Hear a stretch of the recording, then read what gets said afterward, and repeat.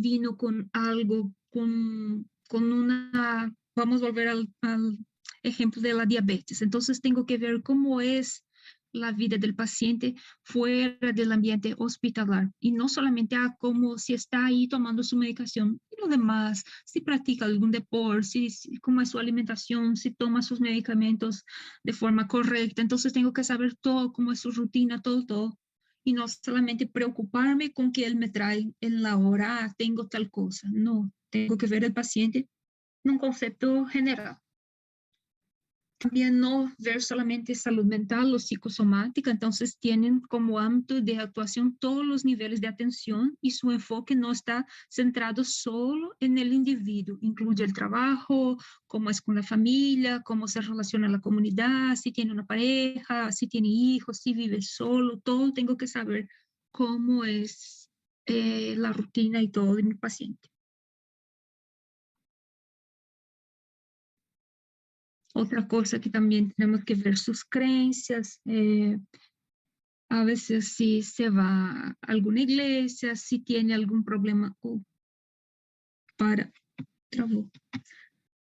para tomar alguna medicación, algo así. O tenemos que estar de a par del paciente. Entonces vamos a hablar solo un poquitito bien por arriba sobre entonces la historia de la psicología en la parte hospitalar. Entonces, hay algunos documentos que dicen que en Estados Unidos empezó en 1842, por ahí más o menos, pero en Brasil empezó de a poco en 54, pero solamente en 1981 que tuvo su primer curso de especialización en la área de la psicología hospitalar en São Paulo, y solamente en 92 tuvo un congreso, en 91 se publicó el primer artículo, y en el Paraguay solamente en 2011 por la Universidad Autónoma del Paraguay, UAP, en Asunción. Entonces, solamente en 2011 que tuvo su primera especialización de la área hospitalar para el curso de psicología. Entonces, es una rama así muy, muy nueva, ¿sí? Principalmente en Paraguay, 10 años. Entonces, es muy común usted ir a un hospital, por ejemplo, y no tener el psicólogo para informar el duelo, no el duelo sería el luto, informar la muerte, informar que un paciente tiene una enfermedad terminal, todo eso. Entonces, en Brasil es un poco más común tener, pero también muchas veces no hay nadie, ningún psicólogo, principalmente en la parte noche, no hay. Entonces, si ustedes se van al regional, hay un psicólogo, claro, tiene psicólogo, creo que son 2 ahí, pero están en el turno de día. Entonces, si tiene un óbito o algo así a la noche, no sería ustedes, médico, que van a informar todo al paciente o familiar, por ejemplo, el paciente cuando es una enfermedad más grave, o una terminal o otra crónica, incurable. Entonces, todo esto va a caber a ustedes. Entonces, hablando un poquitito del hospital. Entonces, es la institución hospitalaria, es una instancia que atraviesa lo individual de cada profesional. Entonces,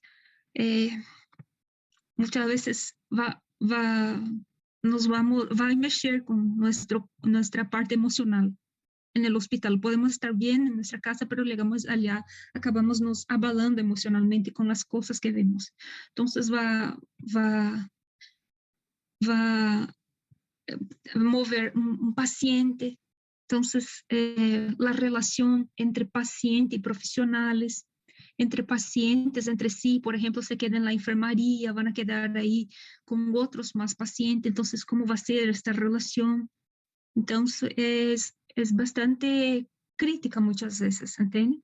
Entonces, entre los familiares, pacientes y profesionales, muchas veces vemos un familiar que ya está estresado ali con el paciente, no le cuida de la forma que debería cuidar, y a veces pedimos esta comprensión al familiar y no tenemos este retorno que esperamos. Entonces, tenemos que ser bien, estar aí como hablamos nosotros, fazer aquele jogo de cintura, não sei como seria em espanhol, pero tenemos que ser maleáveis para poder lidar con estas situaciones, que no es fácil. Estar en el ambiente hospitalar, principalmente cuando es un lugar más precario, donde tenemos que nos desdoblar para conseguir las cosas, es un tanto difícil. Ya el enfermo es más complicado. Una vez entonces que se diagnostica la enfermedad, se produce una diferencia subjetiva entre esta y la forma que le percibe el que la padece, por ejemplo. Entonces, el paciente tiene una rutina en su casa, está de una forma en su casa, él tiene su televisión, tiene su cama, tiene su colchón, sus ropas limpias con olor de amaciante, tiene todas sus cosas ahí, puede comer, abrir su heladera a la hora que quiere, es salir, caminar, hacer lo que quiera. Es tratado como su nombre, por ejemplo, la señora María, el señor José, o por ejemplo, si está en su trabajo, la directora tal, el reitor tal, tiene a veces un supercargo, es súper bien respetuoso, bien amado por muchas personas. Y en el hospital, él no pasa de un número de prontuario, donde no tiene una rutina, no puede usar su propio baño para bañarse, ni para defecar, ni cepillar sus dientes la hora que quiera, no puede comer las cosas que le gusta, no puede dormir la hora que quiere.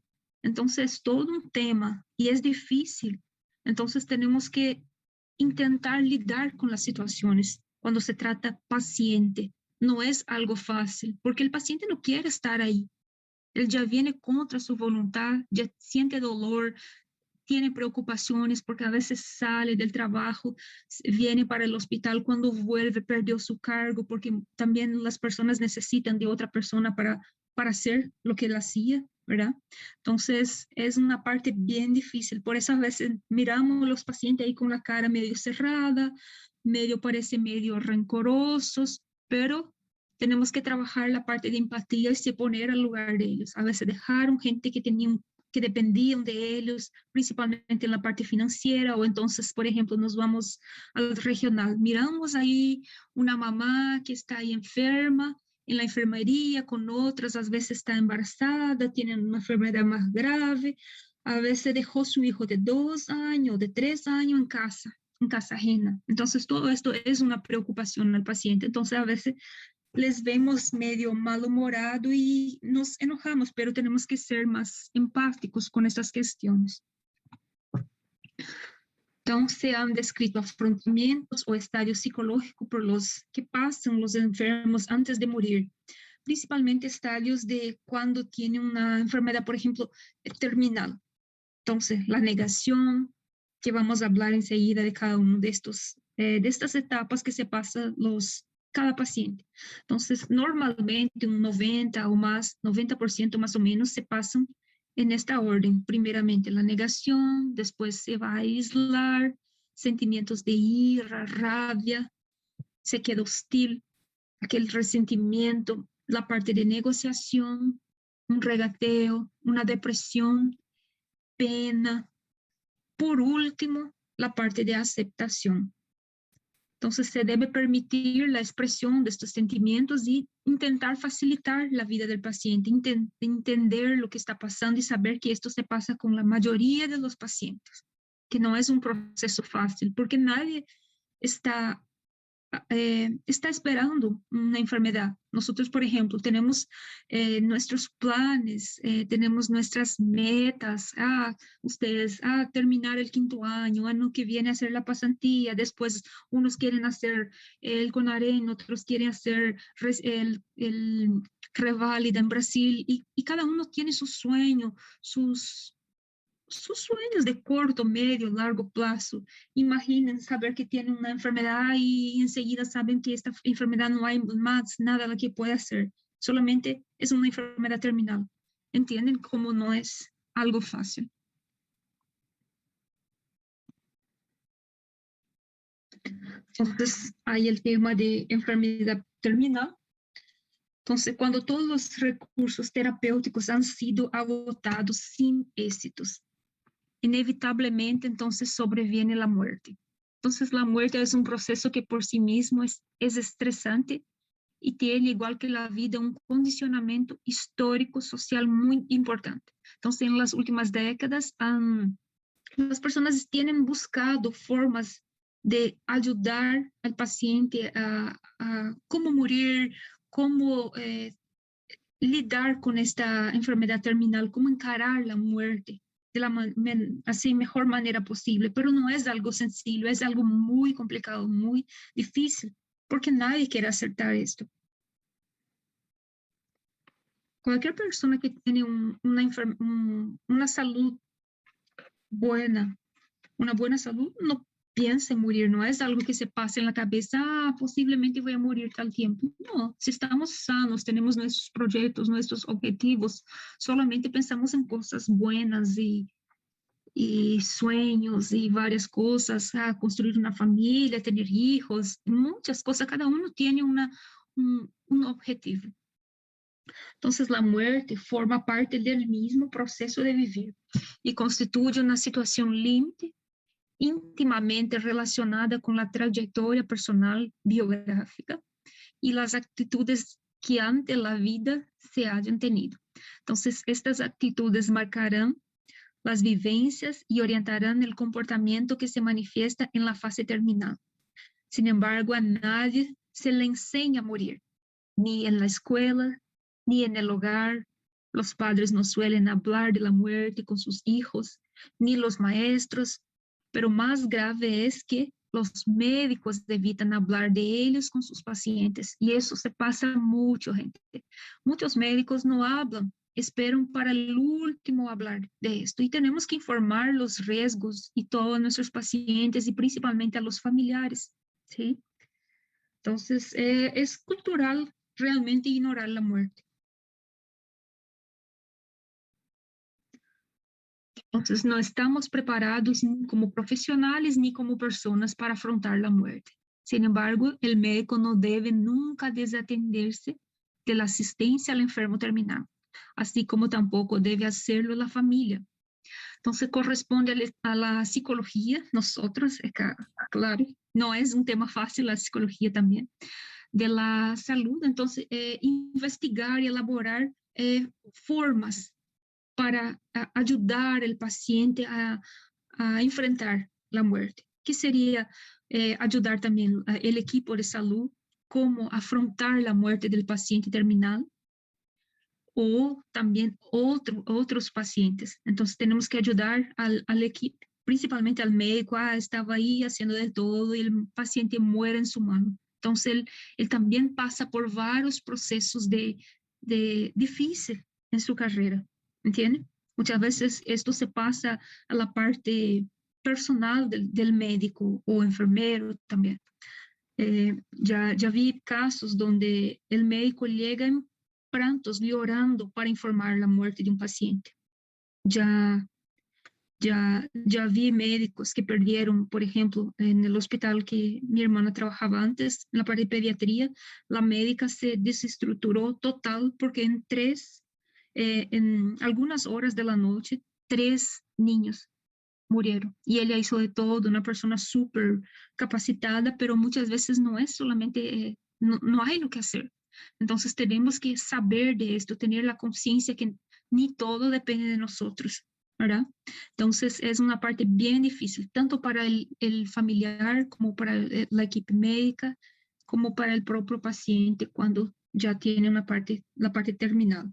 Entonces la parte oncológica, no sé si ustedes quieren hacer oncología, también es un tema un tanto difícil porque es muy común. El paciente llega y hace su diagnóstico y sabe que es una forma de cáncer maligno, a veces intenta radio, a veces intenta quimio y no tiene éxito y a veces da una metástasis y no hay nada más que hacer. O entonces cuando viene ya está en estado metastásico, entonces no hay nada que hacer y dar esta información al paciente.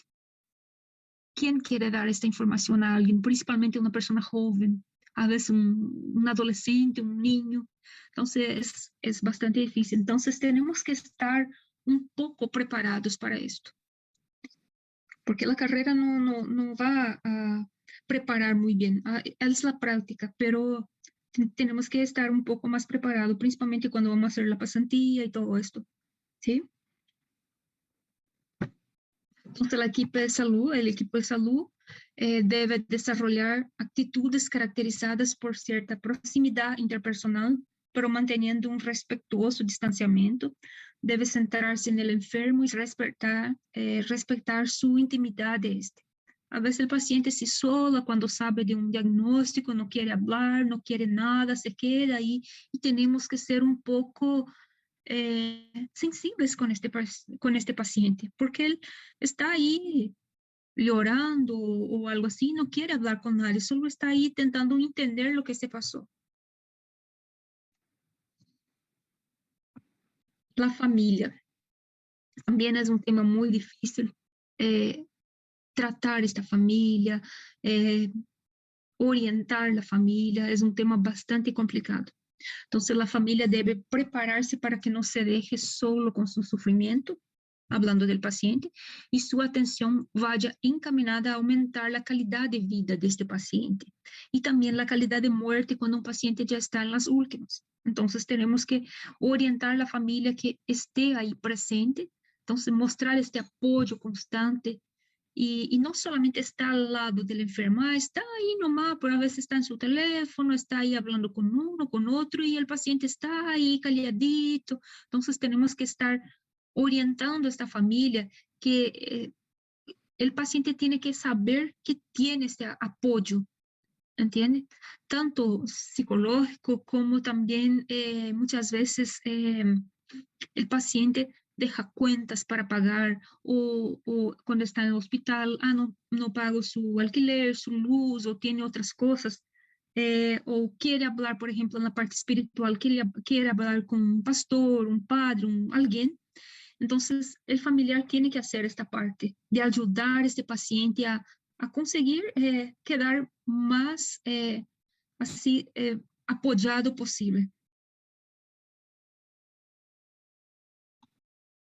Entonces, hablando nuevamente entonces de la muerte, entonces para entender los mecanismos defensivos del médico y del paciente hacia la muerte, nos resulta de gran interés las aportaciones psicoanalíticas, nuevamente hablando de Freud, en su obra, que sería Consideraciones de Actualidad sobre la Guerra y la Muerte, que sería una obra que él hizo. Entonces, considera que la muerte propia, entonces, es imaginable. Nadie imagina su propia muerte.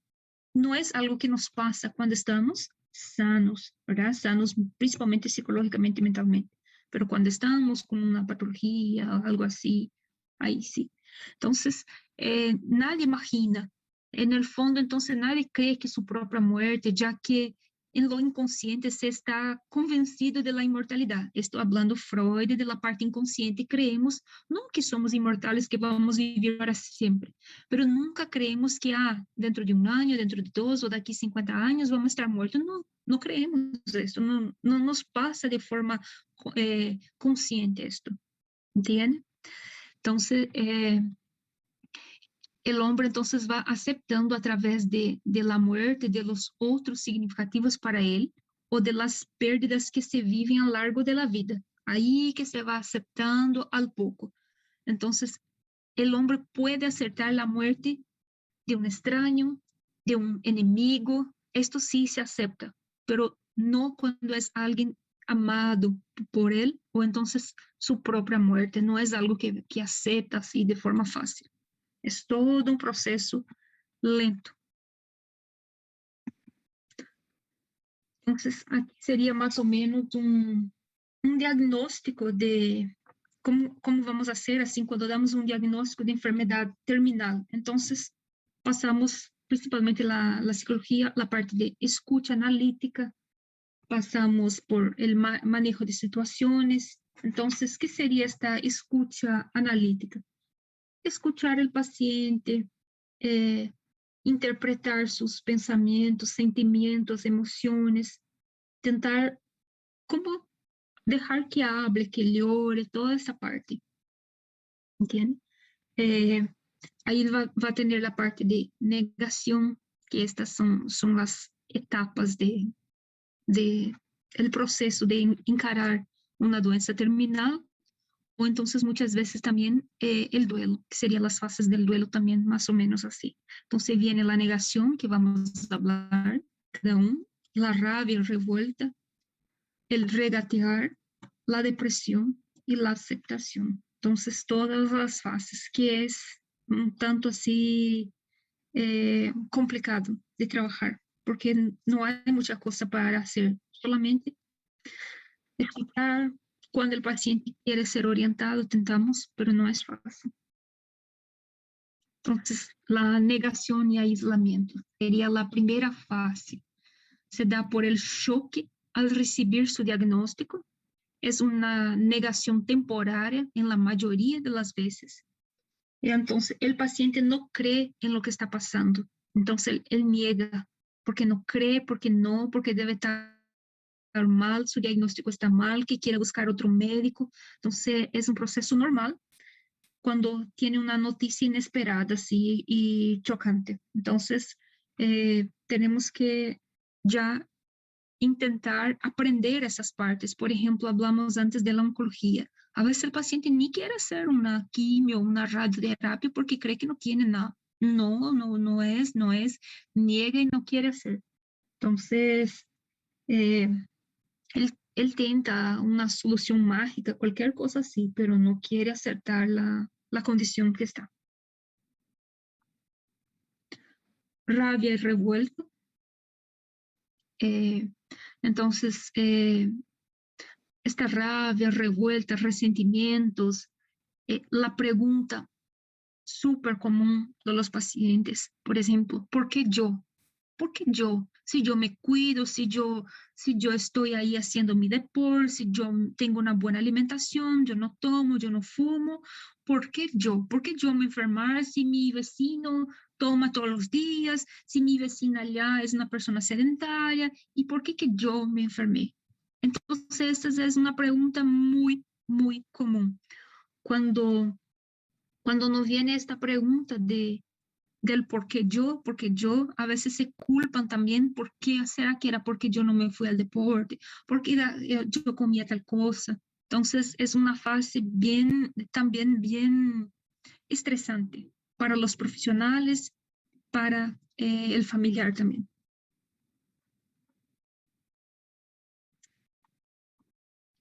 El regatear, entonces es una tentativa de agravamiento de la muerte. Entonces la persona enferma se comporta bien, es amable, intenta ser recompensada con la cura como un tipo de premio, puede incluir también metas, promesas, eh, normalmente hechas a Dios o a algún santo. Hacen estas promesas, ellas no siguen hablando hacia todo, yo hice una promesa que voy a hacer esto y esto y esto a Dios. No, ellas a veces contan una o dos personas, a veces no quieren hablar a nadie, solo creen que se van a ser curadas. Siempre traen que fulano se curó, que ciclano tuvo una otra patología parecida, se fue a la iglesia tal y se curó. Entonces, eso también es una forma de barganha con Dios. Quieren, por ejemplo, eh, hacer cambios con Dios. Por ejemplo, eh, yo no voy a hablar más de nadie si me curas de mi patología, como una barganha mismo. No sé si me entienden. Entonces es muy común también esta fase. Como les dije acá, también tiene la parte de culpa, se relacionan a culpa, por ejemplo, cuando, ¿será que Dios está me puniendo porque yo no hice tal cosa o porque yo hice tal cosa mal? También traen esta fase. Después, la penúltima fase viene la depresión. Entonces, la depresión, el paciente se queda isolado, tiene una revuelta, tiene aquel sentimiento de pérdida. La depresión reactiva, el ejemplo de de la señora que les conté que perdió su pierna. Era así mismo. Entonces, se mira, no, se ve fea, se isola, se culpa, tiene varios sentimientos relacionados a esta depresión reactiva normalmente es muy común también cuando también tuve una paciente que perdió su mama. Entonces también pasó por todas estas fases, pero ella no caso no, ella se curó, se quedó bien, pero sin una mama. Personas que pierden su útero, principalmente personas que todavía no tienen hijos, también pasan por eso, o alguna cirugía facial, porque de ahí se cambia su autoimagen. Ellos miran, se ve de forma totalmente distorcida con la realidad, se ven feos, a veces mismo sin una parte casi innotable, pero ellos se ven de forma muy grave. Es la forma que se ven. La última fase sería la aceptación. Entonces, el fin de la lucha contra la muerte, sin sentimientos de depresión ni rabia, la persona entonces tuvo el tiempo necesario para superar el diagnóstico que le causó y superar y aceptar ese diagnóstico y principalmente todo lo que le causó desde que tuvo la información de su diagnóstico. Muchas personas en fases anteriores de la aceptación se quedan con rabia, odio mortal del médico. Entonces, que varias cosas no le culpan quien le dio el diagnóstico. Entonces, tenemos que ser más tentar minimizar al máximo, minimizar el dolor del sufrimiento, hacer de la forma más sencilla posible y tranquila y transparente al paciente, ¿sí? Porque la forma que damos un diagnóstico también es muy importante. Entonces, en este estadio, la familia necesita más de ayuda y apoyo que el propio paciente.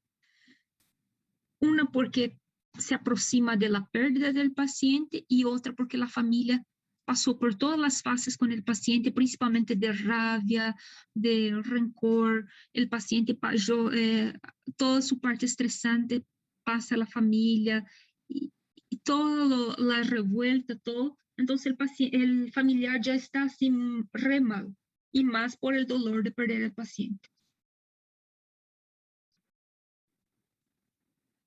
Aquí vamos a hablar un poco sobre el comunicado de una muerte repentina, ¿sí? Por ejemplo, en UPA, en algún lugar así, entonces vamos a hablar un poquitito. Entonces, la muerte natural lenta es aquella que obedece a una causa patológica o fisiológica, ¿sí? Entonces, ya la muerte súbita es que sucede en menos de 24 horas, de acuerdo con la MS. Menos entonces de 24 horas y que se inició los síntomas. La mayoría cardíacas.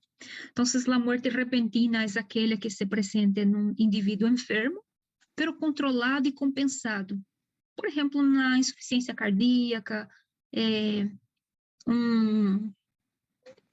una hipertensión y el paciente vino y, no sé, descompensó y acabó falleciendo. Y ya ese paciente normalmente, ¿qué es lo que pasa? Normalmente un paciente que tiene una patología controlada y compensada, ¿qué pasa?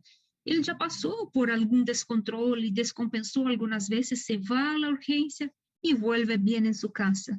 Se va a la urgencia y vuelve bien. Esto varias veces. Entonces el familiar no está esperando recibir una noticia que que el paciente vino a óbito, ¿entiende? Entonces es bastante también difícil al familiar. Entonces, como les hablé, pacientes crónicos que son llevados a emergencia por una aparente descompensación, con la esperanza de que se van a recuperar como tantas otras veces, y lo que menos tienen en mente es que va a ser que les va a llegar la hora de morir. Ni el paciente cree y ni el familiar. Entonces, en este tipo de muerte repentina, que el médico deberá estar preparado para disminuir el impacto familiar.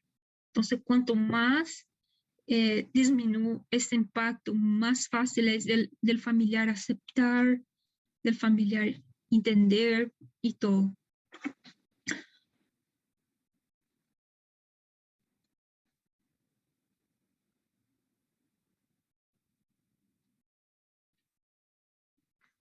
Entonces, ¿cómo vamos a hacer entonces una muerte repentina? Aquí yo puse más o menos los pasos. Entonces, un examen físico lo más rápido posible, pues la mayoría de las veces el médico solo se limita a constatar el fallecimiento, que es muy común. Además, observar el estado de higiene, restos de alimentos, estado nutricional, alguna úlcera, depresión, entre otros, anotando todas las maniobras de reanimación que fue realizado. Todo esto servirá para el informe final, que tenemos que hacer el informe final. Entonces, si no tengo nada anotado, no sé cómo fue, entiende que puede ser complicado para el médico después. Entonces, si qué lluvia. Entonces, si se cuenta con otro médico asistente, por ejemplo, alguien que está por ahí, pero no está participando en la reanimación. Entonces, permitir que él vaya estableciendo contacto con la familia, cada poco. Este contacto, informando todo antes de esta muerte, ¿entiende? Cada 10 minutos, por ejemplo, lo que se está haciendo, las maniobras que está haciendo, todo esto informando a la familia. Es una forma de ir preparando a la familia para el peor. Muchas veces dejamos el familiar ahí en la recepción y nos quedamos ahí con el enfermo que está ahí re mal y solamente salimos después para informar la muerte. Y esto no está bien, solo empeora la reacción del familiar.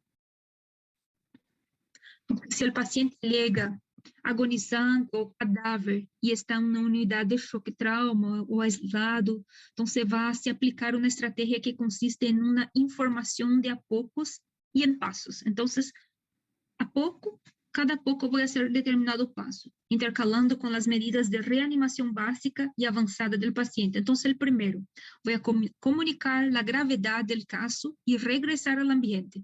Claro, si estoy sola, soy la médica, estoy solita ahí con el paciente, ¿cómo voy a dejar a mi paciente y voy a ir allá en la recepción a avisar a mi familiar? No, no hay cómo hacer. Pero muchas veces están ahí los internos y más en los hospitales, entonces se queda reanimando, haciendo todo y tiene que alguien ir informar a este familiar cómo está siendo hecho, todo lo que está sucediendo ahí adentro y decirle la gravedad de la cosa.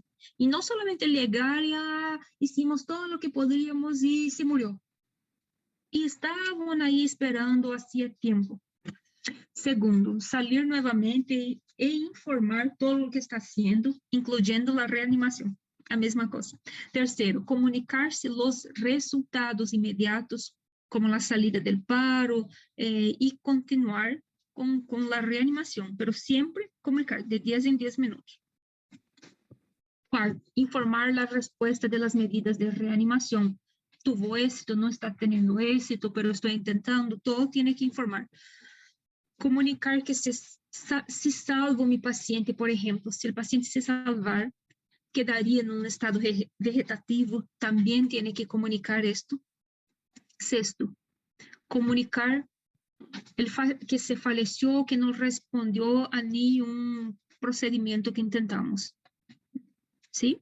Entonces, en resumen, prolongar la reanimación para ir preparando al familiar. No es que voy a prolongar y me quedar, y después, solamente después voy a hablar. Voy a prolongar mi reanimación, no solo porque estoy haciendo mi parte, mas también estoy haciendo mi parte con el familiar. Es una forma de preparar. ¿Sí? Entonces, aquí abajo puse evitar que sea algo de golpe al familiar. El informe final del deceso deberá ser realmente en un ambiente privado. Entonces, voy a llamar el familiar en un ambiente privado para hablar, ¿sí? Por la reacción del paciente. Entonces, tengo que llamarle en un ambiente tranquilo, privado, y no ahí en la frente de todos le voy a decir que hicimos lo que pudimos y perdimos nuestro paciente. No, no es la mejor forma, ¿sí?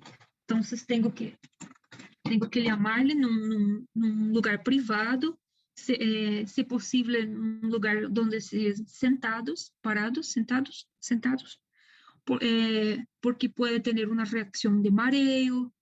Muchos familiares tienen una reacción de histeria, agresividad, se quedan agresivos, quieren ¿cómo sería bater? Quieren pegar a los profesionales, y esto se pasó también con un familiar que trabaja aquí en Brasil, y fue a dar una información para el paciente, el padre del paciente, y le quería dar un soco con todo, quería pegar al profesional, ¿entiende? Entonces, eso tenemos que tener mucho cuidado también.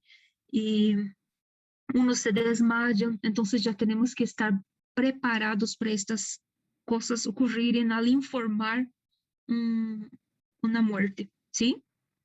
Entonces, al mismo nivel visual del médico, tiene que estar con el familiar.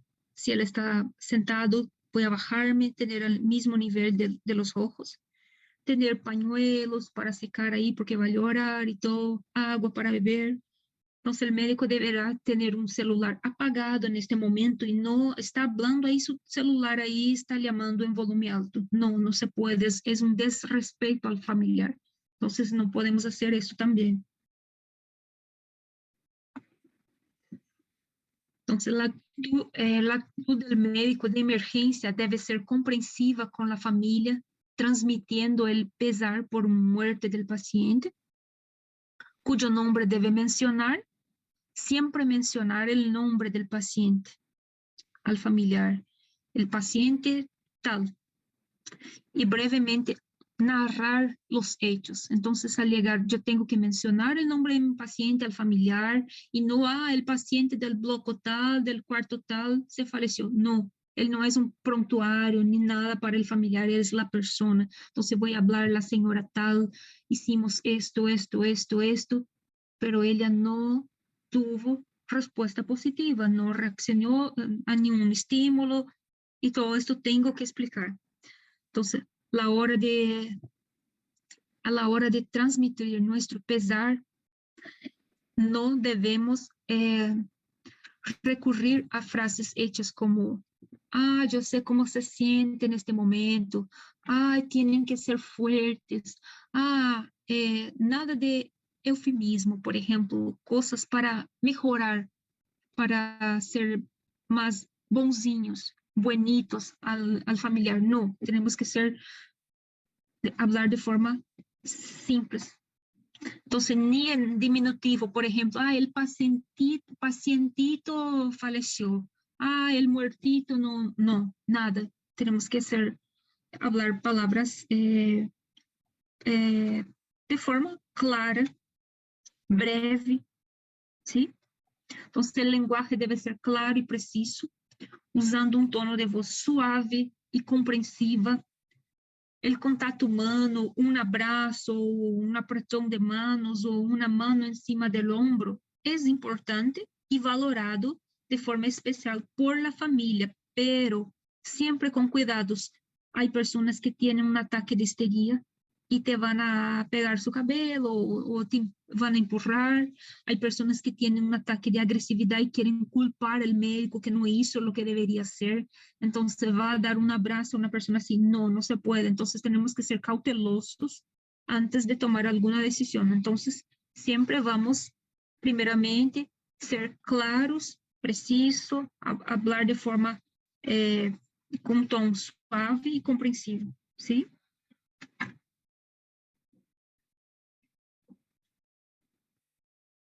Permitir un tiempo para que la familia absorba la información y que reaccione, permitirle preguntas, escuchar a los familiares sin interrumpirles, ayudando a que se expresen sentimientos como tristeza, culpa, dolor, todo tenemos que respetar y permitirle que hablen, ¿sí? y dejarle que hablen. Si quieren hablar, quieren llorar, vamos a respetar. O también si el paciente se queda aislado, en silencio, en su canto, no quiere hablar, solo quiere llorar, no quiere contacto ninguno, tengo que respetar cada uno en su tiempo, cada uno de su forma, ¿sí? Entonces la reacción de los familiares ante la información puede ser diversa. No es igual para cada familia. Cada familia puede reaccionar de una forma, cada familiar, a veces están en tres, un familiar se reacciona de una forma, el otro de otra y el otro de otra. Entonces tenemos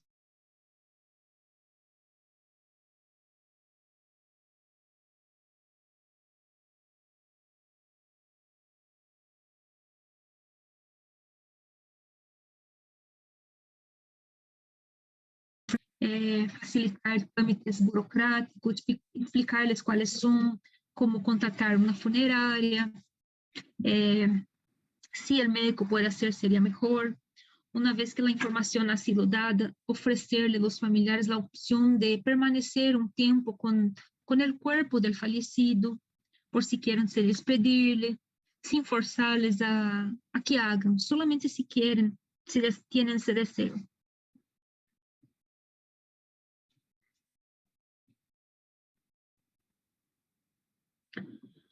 Terminar la intervención asegurándose que todas las dudas han sido resueltas. Y no está de más ofrecer un transporte. Por ejemplo, el paciente está ahí, es una persona de tercera edad, está sola, o porque perdió su hijo, o porque perdió su pareja. Y está solita y así, discapacitado totalmente. ¿Y qué es lo que voy a hacer? Yo puedo sí ver una forma de un transporte a este familiar, o entonces el teléfono, porque a veces ni tiene un celular o ni trajo su celular en la hora de la urgencia, a veces vino en la urgencia y no se olvidó totalmente. Entonces tenemos que ser un poco empáticos y podemos sí hacer estas partes, ¿sí? Entonces, si hay una oportunidad, conversar con todo el equipo después de todo esto, conversar con el equipo de emergencia sobre lo que pasó, tentar corregir, modificar o agregar algún detalle que haya olvidado, ver lo que podría ser hecho, por qué no hicimos esta cosa, o entonces tentar mejorar. A veces uno está más debilitado, más chocado con la situación. Entonces tienen que hacer algunas reuniones cuando posibles. Aquí, gente, les hablé, le iba a dejar el protocolo de Sparks, ¿sí? Que es un protocolo que para algunas personas que estaban estudiando, creo que el reválida, me hablaron que esto se cobra también, ¿tá? Entonces, para que ustedes lean, esto no va a caer, no va a cobrar en el examen, nada así. Entonces, yo solamente puse aquí los pasos para ustedes. Hay 6 pasos, ¿sí? Fue un oncologista quien creó esto. Y no me acuerdo su nombre, creo que el doctor Robert, el que creó el protocolo de Spikes, que es algo muy utilizado. Entonces, les puse para que lean después, ¿está bien?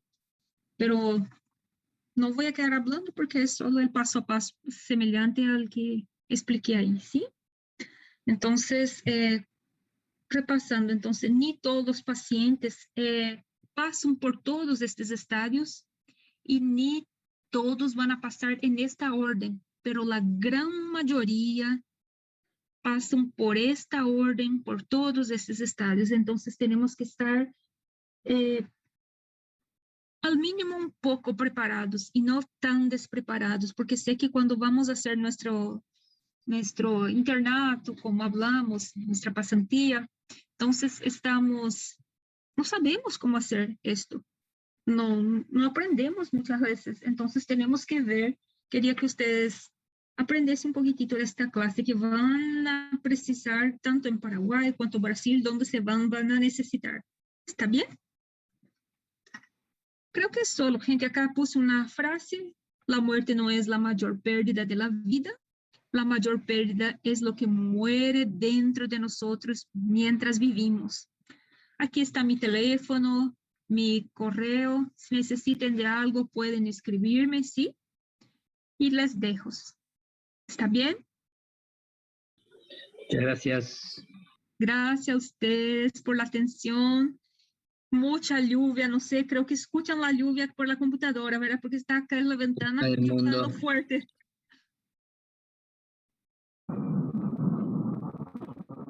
Tchau, gente. Gracias. Gracias.